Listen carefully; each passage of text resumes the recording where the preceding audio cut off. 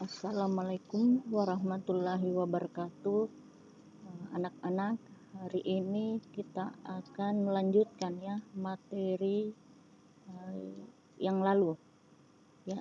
Jadi minggu lalu itu kalian sudah mempelajari bab 1 tentang perubahan sosial dan dampaknya terhadap kehidupan masyarakat ya. Jadi sekarang kita akan melanjutkan materi yang sebelumnya. Sekarang kita masuk karakteristik perubahan sosial ya. Jadi karakteristik perubahan sosial di sini ada 4 ya. Ada 4. Yang pertama, perubahan terjadi di setiap masyarakat walaupun laju perubahan sosial itu bervariasi ya. Yang kedua, perubahan sosial seringkali berkembang pada arah yang sulit dikontrol ya atau sulit diawasi. Yang ketiga, perubahan sosial seringkali melahirkan kontravensi, terutama karena memperoleh variasi pemaknaan atau artian yang saling bertentangan. Dan yang terakhir, perubahan sosial bisa jadi menguntungkan pihak tertentu, tetapi dalam waktu yang bersamaan justru bisa merugikan pihak-pihak tertentu lainnya.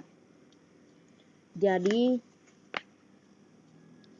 perubahan sosial ini tidak terlepas dari perubahan kebudayaan juga ya. Ya, perubahan kebudayaan. Kenapa perubahan sosial itu merupakan bagian dari perubahan kebudayaan ya. Dalam artian perubahan dalam kebudayaan ini mencakup semua bagian-bagian yang ada dalam masyarakat, seperti perubahan dalam bidang kesenian, ilmu pengetahuan, teknologi, filsafat, dan lain-lain ya, dan lain-lain. Jadi ini semua akan menimbulkan kontravensi di masyarakat ya. Sehingga dengan adanya kontravensi di masyarakat, maka akan terjadi pertentangan ya. Misalnya antara masyarakat pedesaan dengan masyarakat perkotaan. Jadi kesimpulannya bahwa kecenderungan masyarakat untuk berubah itu sangat dipengaruhi oleh beberapa faktor yaitu adanya rasa ketidakpuasan terhadap keadaan serta situasi yang ada ya. Terus timbulnya keinginan dari masyarakat itu untuk mengadakan perbaikan. Adanya kesadaran akan adanya kekurangan dalam kebudayaan sendiri, sehingga masyarakat itu berusaha untuk mengadakan perbaikan. Terus adanya usaha masyarakat ya, ada usaha dari masyarakat untuk menyesuaikan diri dengan keperluan dan keadaan serta kondisi yang baru ya, yang timbul sejalan dengan pertumbuhan masyarakat ya. Karena perubahan yang terjadi di masyarakat itu disebut perubahan sosial ya. Kita lanjut.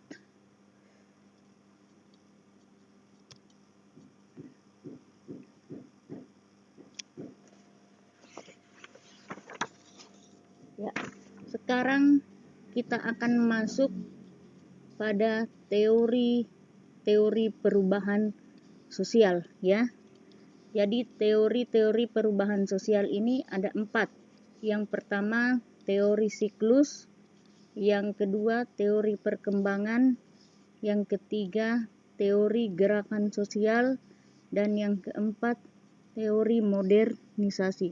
Jadi kita akan membahas 4 teori ini ya. 4 teori ini yang membahas tentang perubahan sosial.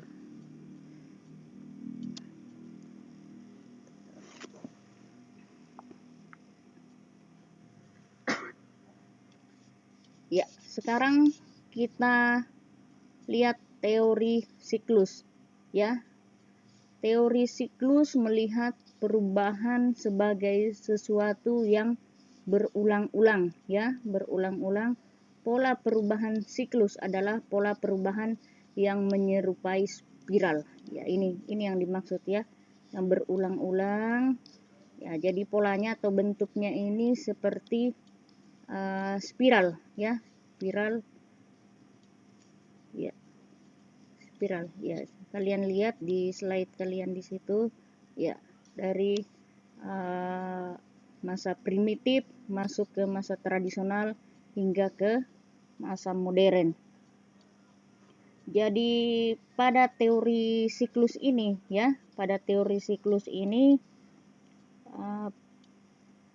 terjadi perubahan. Jadi terjadi perubahan, tidak ada batas yang jelas ya, tidak ada batas yang jelas antara pola hidup primitif ke tradisional sampai ke modern.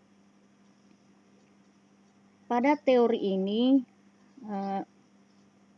mengatakan bahwa apa yang terjadi sekarang itu pada dasarnya memiliki kesamaan atau kemiripan ya dengan apa yang terjadi sebelumnya ya, karena dalam pola perubahan ini tidak ada batas ya, tidak ada batas-batas antara pola hidup primitif tradisional sampai ke modern. Jadi perubahan teori siklus ini merupakan perubahan yang mirip atau menyerupai spiral ya. Ini gambarnya. Menyerupai spiral. Ya, jadi tidak ada batasan ya, tidak ada batasan pola hidup dari masa primitif ke tradisional sampai ke modern. Sekarang kita lanjut ke teori berikutnya.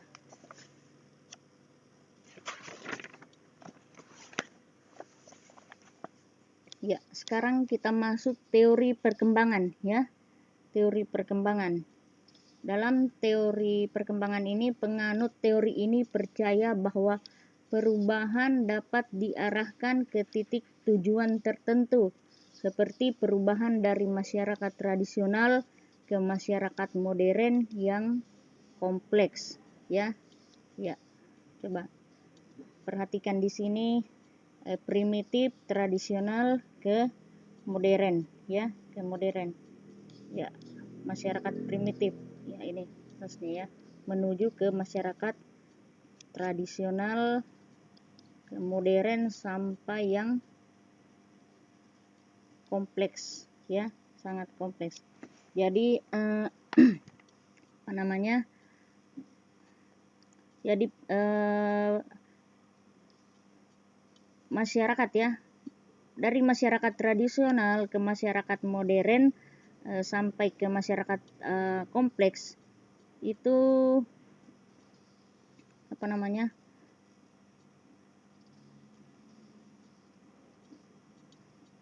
ya kita lihat ya, seperti perubahan dari masyarakat primitif ke tradisional ke masyarakat modern yang sangat kompleks. Itu dikatakan bahwa kalau pada masyarakat tradisional itu menggunakan peralatan yang seadanya ya, primitif tradisional, peralatan yang seadanya di mana terbuat dari bahan-bahan seadanya pula melalui proses pembuatan secara manual ya, manual, di mana teknologi ya, teknologi ini berkembang menjadi teknologi yang canggih yang pada intinya bertujuan untuk mempermudah ya, untuk mempermudah pekerjaan manusia ya. Jadi perubahan sosial seperti ini disebut bentuk linear ya, linear ini, linear.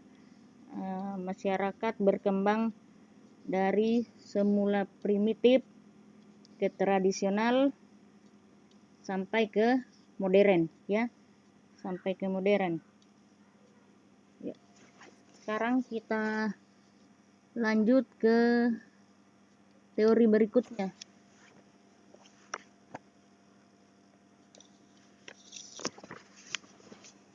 Ya. Ya, jadi di sini kita lihat teori gerakan sosial ya.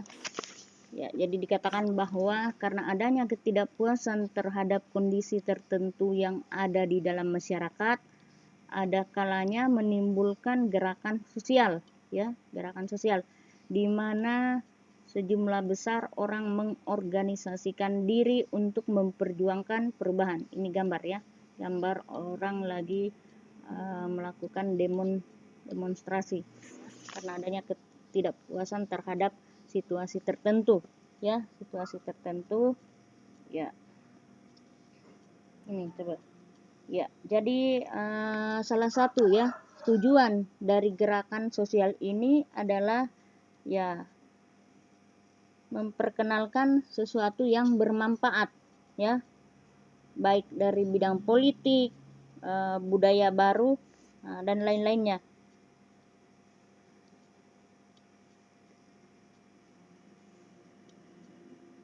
Ya, jadi selain itu teori juga ini menyatakan bahwa perubahan itu adalah suatu peradaban ya.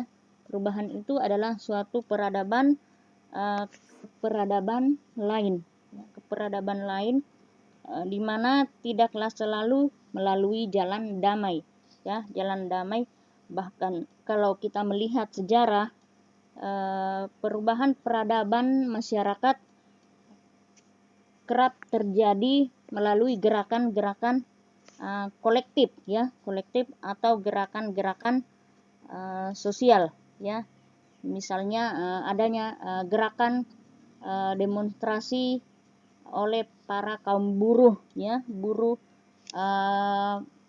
kaum petani, mahasiswa dan lain-lain ya. Kita lanjut ke teori berikutnya ya.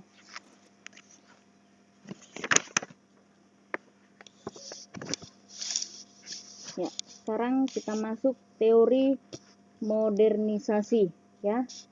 Teori modernisasi. Jadi teori modernisasi ini melihat bahwa perubahan negara-negara terbelakang akan mengikuti jalan yang sama dengan negara industri atau negara maju ya. Negara maju di barat ya. Di barat. Ya. Jadi caranya adalah melalui proses modernisasi ya, melalui proses modernisasi sehingga negara-negara terbelakang ini menjadi negara maju juga ya. Di mana teori ini melihat bahwa negara terbelakang itu sebenarnya sangat memiliki banyak kekurangan, sehingga harus menanggulangi kekurangan yang dimiliki untuk mencapai tahap tinggal landas ya. Jadi itu ya, jadi itu ya, jadi itu penjelasan dari teori modernisasi. Jadi untuk hari ini materi kita sampai di sini saja dulu. Nanti berikutnya kita akan lanjutkan ke materi yang lain ya.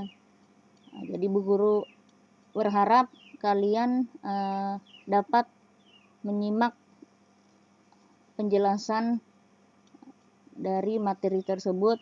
Setelah itu kalian catat ya, kalian catat sebagai bahan untuk kalian pelajari. Jadi Bu Guru akhiri pertemuan ini dengan ucapan Assalamualaikum warahmatullahi wabarakatuh.